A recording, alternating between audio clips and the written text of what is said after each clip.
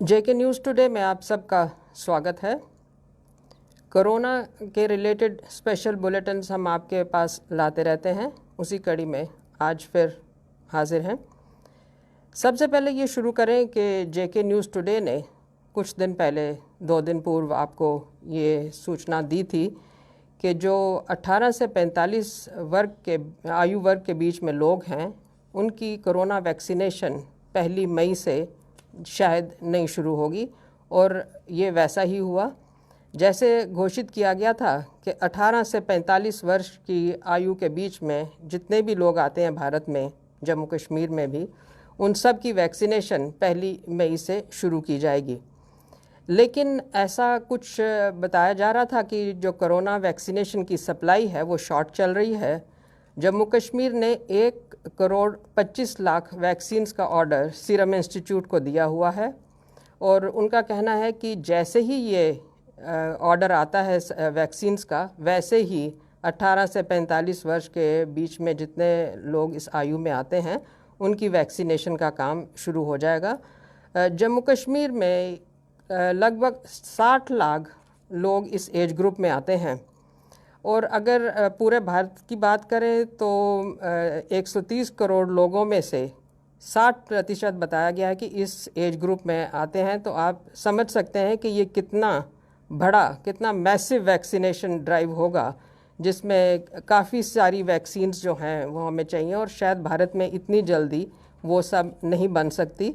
और वही सरकार ने कल शाम को अनाउंस किया था कि आप वैक्सीन सेंटर्स पर, जो 18 से 45 एज के बीच में लोग हैं, वो वैक्सीन सेंटर्स पर अभी ना जाइए और जब भी वैक्सीन आएगी ऐसी इतला लोगों को दी जाएगी कि वैक्सीनेशन आ गई है और आप करवा सकते हैं। और दूसरी अहम बात इसमें यह है कि ये वॉक इन नहीं होगा। वॉक इन नहीं होगा मतलब कि आप सीधा जाके उसको लगवा नहीं सकते, आपको पहले बुकिंग स्लॉट लेना पड़ेगा।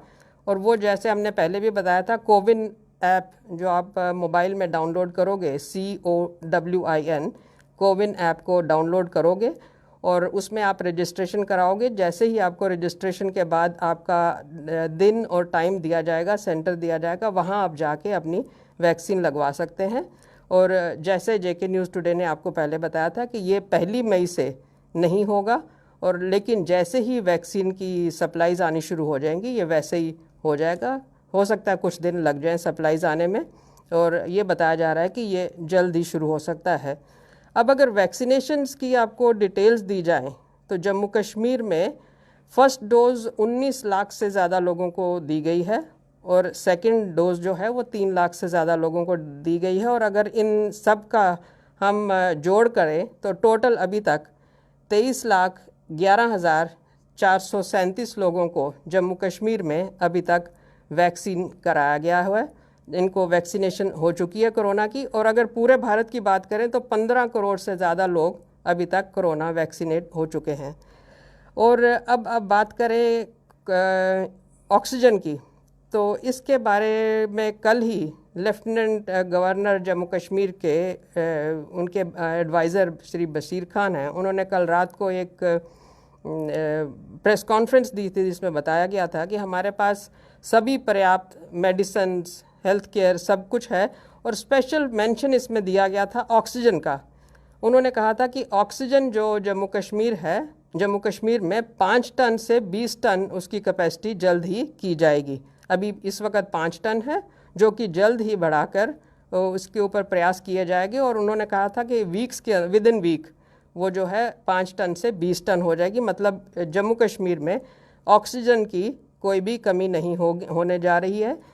ये बता दें कि पिछला जो फर्स्ट वेव था उसमें जम्मू कश्मीर में ऑक्सीजन को लेके काफ़ी प्रॉब्लम्स आई थी, काफ़ी किल्लत थी, जिसके लिए काफ़ी लोगों को मुश्किल का सामना भी करना पड़ा था। तो आगे समाचार आप जानते हैं कि जैसे सेकेंड वेव ने एक त्रासदी मचाई हुई है, एक स्केयर किया हुआ है, बुरी तरह फैली हुई है हर तरफ। जहाँ से भी आप देखो कोई ना कोई गलत खबर, बुरी खबर, आपके फ्रेंड्स, आपके परिजन, आपके पास पड़ोस के, आस पड़ोस के लोग, आपके जो सगे संबंधी हैं, कोई ना कोई रोज़ सूचना मिल रही है, इफेक्ट हो रहे हैं। आज भी जिनमें जो अहम काफ़ी लोग जो हैं इसमें जान भी गंवा चुके हैं। आज हम बात करें तो सोली सोराब जी जो लीगल ल्यूमिनरी थे वो भी हमारे बीच नहीं रहे। बिहार के मुख्य सचिव अरुण कुमार सिंह हमारे बीच नहीं रहे, और ये सब कोरोना की वजह से हुई। और इनमें साथ साथ एक पत्रकार हैं, अहम पत्रकार जो दिल्ली में थे, रोहित सरदाना, वो भी हमारे बीच नहीं रहे। अब पत्रकार की जब हम बात करते हैं तो ये एक इशू पहले भी था, शायद प्रधानमंत्री ने इसका मेंशन किया था पिछले फर्स्ट वेव के दौरान कि जर्नलिस्ट को, पत्रकारों को फ्रंटलाइन वर्कर माना जाना चाहिए। ऐसा माना भी जाना चाहिए क्योंकि फ्रंटलाइन वर्कर इसलिए कि पत्रकारों को हर जगह पहुंचना है, चाहे मॉर्चरी हो, किसी की डेथ हुई हो कोरोना की वजह से, कोरोना का वार्ड हो, कोरोना का पेशेंट हो, कोरोना की कंटेनमेंट जोन्स हो, हर जगह उनको जाना है। तो जैसे डॉक्टर्स हों, चाहे पुलिस वाले हों, जो भी हों, जिनको हम फ्रंट लाइन वर्कर्स मानते हैं, उसी तरीके से वहीं जगह पर पत्रकार भी जाते हैं, जर्नलिस्ट भी जाते हैं। तो लाजमी है कि उनको फ्रंट लाइन वर्कर मानना चाहिए। लेकिन बात यह है कि जो वैक्सीनेशन की जब बात आई तो उनको फ्रंट लाइन कैटेगरी में नहीं लिया गया, फ्रंट लाइन वर्कर्स का कैटेगरी में नहीं लिया गया। लेकिन फिर भी चाहे लिया गया हो या नहीं लिया गया होगा, आपने देखा होगा कि कोई भी ऐसी जगह नहीं, हर एक चैनल का, हर एक न्यूज़पेपर का, हर एक न्यूज़ मीडिया ऑर्गेनाइजेशन का ये प्रयास रहता है कि आपको जल्द से जल्द पूरी खबर, सही खबर और जो है डीप, जिसको कहते हैं ना अंदर जो गहराई की खबर है, वो सब मिल सके। और ऐसा प्रयास हर जर्नलिस्ट का रहता है, वो जान की बाजी लगा के भी करता है आपके पास न्यूज़ लाने के लिए। आपको ये हम बता दें कि कोई भी चैनल ऐसा नहीं कहेगा कि आज हमारा रिपोर्टर जो था उसको, वो बीमार था तो आपके पास खबर नहीं आई। किसी ना किसी तरीके से आपके पास खबर पहुंच जाती है। ये क्योंकि बहाना जो है ये माना नहीं जाता है, ये हमारे लिए एक बहाना बोला जाता है कि आप बहाने कर रहे हैं कि आपके बीमार हैं, लेकिन न्यूज़ तो न्यूज़ है, वो चाहिए। अगर मैं थोड़ा अपने बीबीसी के दिनों की बात करूं तो हमारी ट्रेनिंग में कहा जाता था कि no news is worth your life, कि आपकी ज़िंदगी से अहम कोई भी न्यूज़ नहीं है। लेकिन ये चीज़ें हमारे जो ट्रेनिंग जो होती थी उसमें तक हम लोग सुनते थे, मानते थे। लेकिन जब कभी उन दिनों में जो था अलगाववादी हिंसा थी वो चरम पे थी, फिर भी हमें जो कवर करना होता था हम तब भी जान की बाजी लगा के कवर करते थे, और वही हाल अब भी हो रहा है।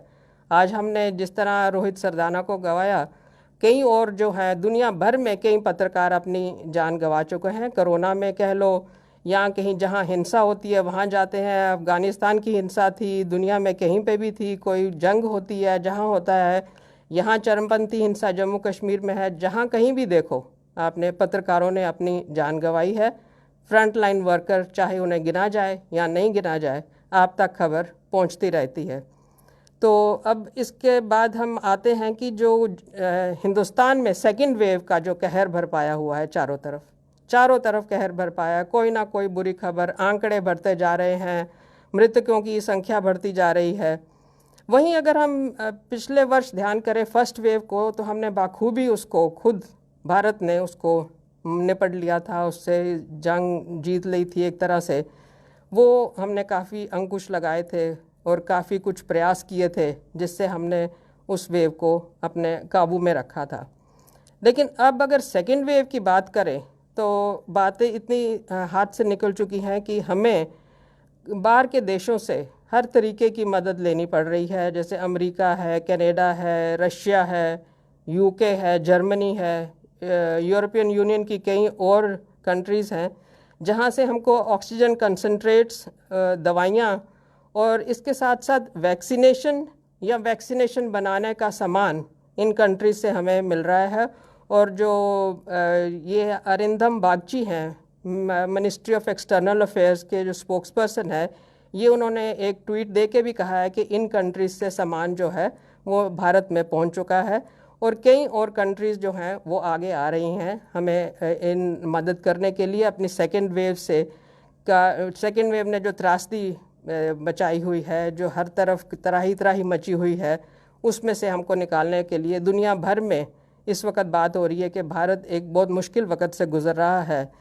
तो इंटरनेशनल फ़्लाइट्स की जो है वो भी सस्पेंड की गई हैं। जब इंडिया से जितनी भी इंटरनेशनल फ़्लाइट्स हैं वो सब सस्पेंड हैं। और अगर हम कुछ दिन पहले की बात करें तो उसमें ये था कि जो जितने भी कंट्रीज़ हैं, जैसे मेन अमेरिका देखा जाए, ऑस्ट्रेलिया, कनाडा, यूके, इन्होंने कुछ टाइम पहले जैसे ही सेकेंड वेव के केसेस भारत से बढ़ने शुरू हुए थे तो उन्होंने यहाँ भारत से फ़्लाइट्स को आना मना कर दिया था। तो और जैसे केसेस बढ़ रहे हैं, अब इंडिया ने खुद भी सभी इंटरनेशनल फ़्लाइट्स को 30 मई तक सस्पेंड कर दिया है। और ये है, दुखद बातें तो हैं। सेकेंड वेव में कुछ ना कुछ मुश्किलातें हैं, डिप्रेशन है, लोग दुखी हैं। लेकिन कुछ डॉक्टरों से हमने बात की थी कुछ दिन पहले, आपको समय समय पर उनसे बातचीत करके लाते रहते हैं। डॉक्टर्स यही कहते हैं कि वैक्सीन करिए, अपनी जो इम्यूनिटी बढ़ाइए, वाइटामिन्स लेते रहिए। लेकिन सबसे अहम जो उन्होंने बताया था कि अपने परिवार के साथ समय गुजारिए और खुश रहिए। खुश रहना जो है वो कई इम्यूनिटी बूस्टिंग टैबलेट से अच्छा है। खुश रहना, पॉजिटिव रहना, घर में पॉजिटिव माहौल बनाए रखना। चाहे जितना भी आप दुखी माहौल से गुजर रहे हैं, लेकिन फिर भी उसको मजबूती से, एक दृढ़ निश्चय से उसका सामना कीजिए। मैं शेर व शायरी में इतनी अच्छी नहीं हूँ, लेकिन मुझे शेर व शायरी पसंद ज़रूर आती है। लेकिन इस जो मौका है इसके लिए मैंने एक निकाल के रखा है। आप सब ने खूब सुना होगा, लेकिन यहाँ सुना दें। दिल ना उम्मीद तो नहीं, नाकाम ही तो है, लंबी है गम की शाम मगर शाम ही तो है। ये सेकेंड वेव की जो शाम है कुछ लंबी हो रही है, लेकिन इंतज़ार कीजिए, सुबह जल्दी आने वाली है। और अपने आप को मजबूत रखिए, पॉजिटिव रखिए, खुश रखिए, और सुबह की जो पॉजिटिव सुबह आने वाली है उसका इंतज़ार कीजिए। धन्यवाद, बहुत शुक्रिया।